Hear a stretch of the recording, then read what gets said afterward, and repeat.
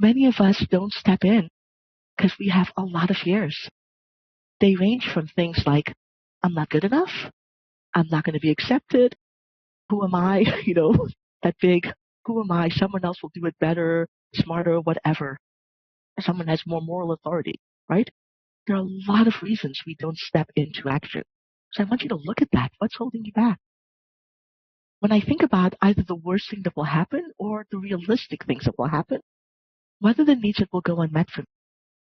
It is so easy to step into action without thinking about what are the costs that I expect to face, and am I prepared to face them? Having needs go unmet is not a reason not to do something, but it's a lot easier to handle those unmet needs when you've thought about it and prepared for it, and you've got a plan in place.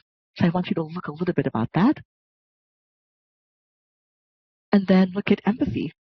What's the empathy systems that you're putting in place so that when you suffer, and chances are you will, you've got support. And I love the word suffer because it's a word that we're sometimes afraid of. It's like, oh, it's too big, it's too dramatic. But there are times when I suffer. There are times when I get really tired of people saying things about me or lambasting me in some way. And so where's my empathy systems to deal with that? That's what we need to be able to stay in the game when things get really hard. And then the last piece is, what do you need to stay motivated to nonviolent social change?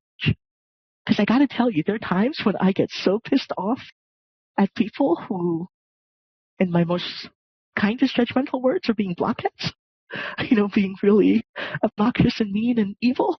I get so tired about that all of the old training I've had on how to be violent and how to use my words to harm, on how to, make someone look stupid, it's still there. It's still inside of me. And it takes an active commitment and kind of reeling myself back in, lots of empathic support for me not to go down that road.